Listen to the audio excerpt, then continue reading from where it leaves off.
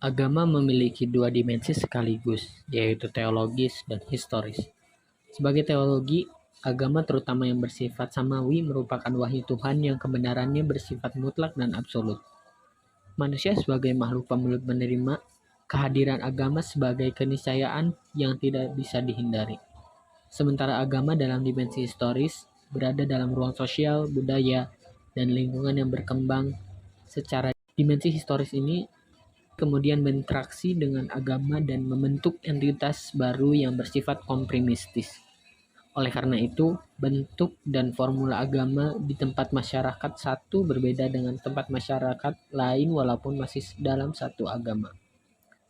Hal ini karena agama memiliki kemampuan beradaptasi dengan situasi dan tempat berkembangnya. Melalui sifat fluiditas kebudayaan, agama memiliki corak tertentu yang menjadi identitas lokal. Halo semua, perkenalkan diri, nama saya Rafli Jalil Firmansyah. Saya dari 1 KPIA Winsai Zupokorto dengan NIM 23411010131. Jadi di video kali ini saya akan membahas sedikit tentang sejarah singkat perkembangan Islam di Banyumas. Tadi sudah disampaikan mungkin penghantar dari materi ini. So sekarang saya akan membahas lagi tentang rangkumannya yang dari bab kedua. Yang pertama adalah perkembangan sosial dan politik di Banyumas.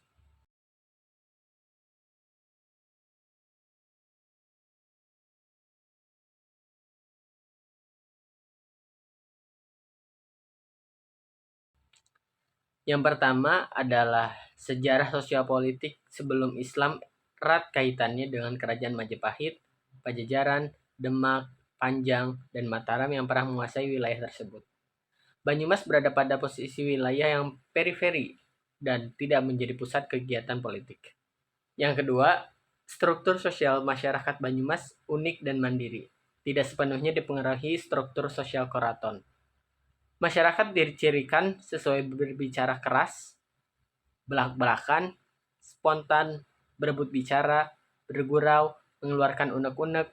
Tokoh pewayangan bawor melambangkan karakter sabar, jujur, rajin, dan menjauhi masyarakat Banyumas.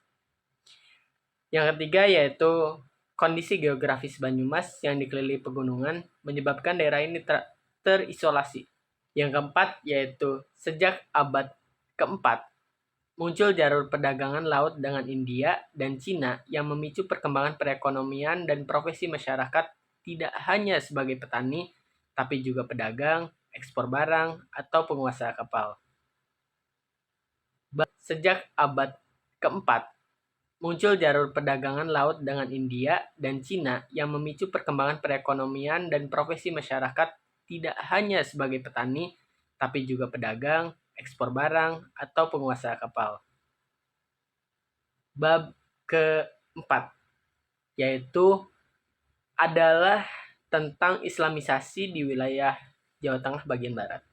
Yang pertama adalah Islamisasi di wilayah ini berlangsung sejak abad ke-15 melalui jalur perdagangan dan penyebaran oleh para pengembara sufi. Yang kedua yaitu para pedagang dari pesisir utara Jawa seperti Demak, Jepara, dan Gresik berperan penting menyebarkan Islam di pelabuhan-pelabuhan di pantai selatan Jawa Tengah. Kemudian yang ketiga yaitu para pengembara sufi menyebarkan Islam secara damai dengan mengajarkan ritual, etiquette, dan nilai-nilai Islam kepada masyarakat setempat. Yang keempat yaitu Kerajaan Demak mengirimkan pasukan untuk mengislamkan beberapa wilayah di pedalaman Jawa, termasuk Pajang,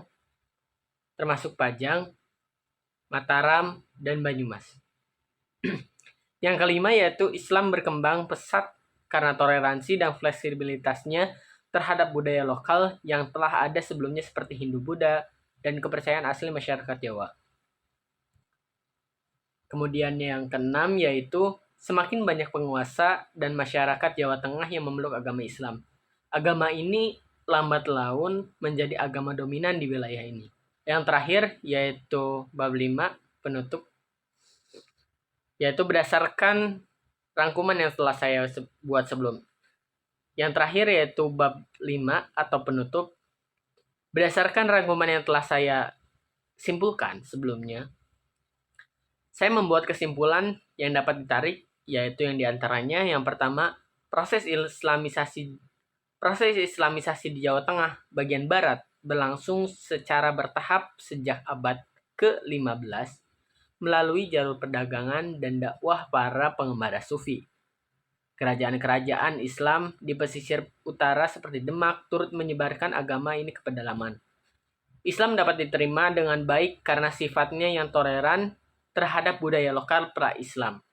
Lambat laun, Islam menjadi agama dominan di wilayah ini karena banyak penguasa dan masyarakat yang memeluknya. Yang ketiga yaitu saat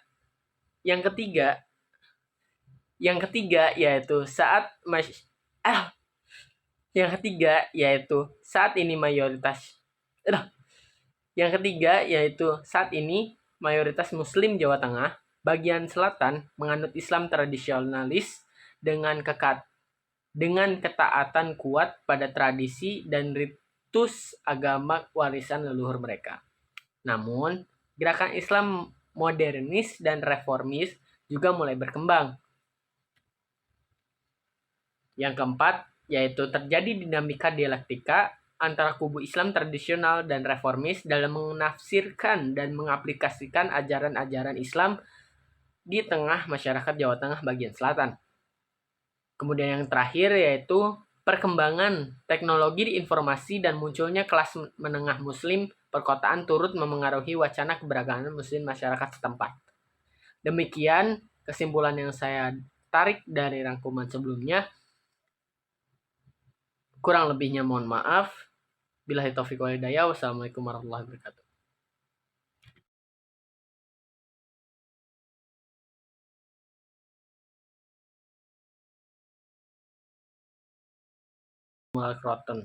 Keraton Mas yang dikelilingi pegunungan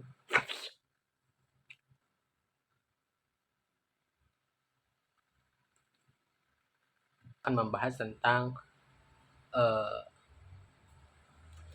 nama anjing.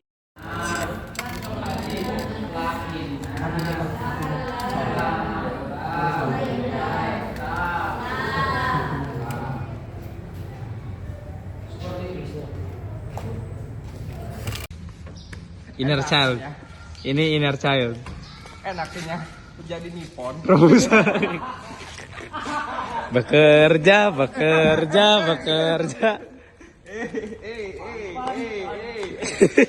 Freestyle lah, Pli. Ulah. Bekerja.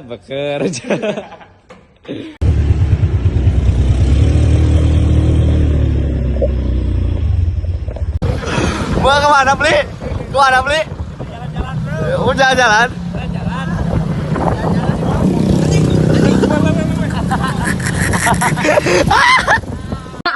Kamu ngomong apa? Caper. Hayang, mami. Masuk. Anjing, Universitas Pendidikan Indonesia. Asa paregalnya. Jauh gitu. Ada iya. Nah. Itu iman. Era.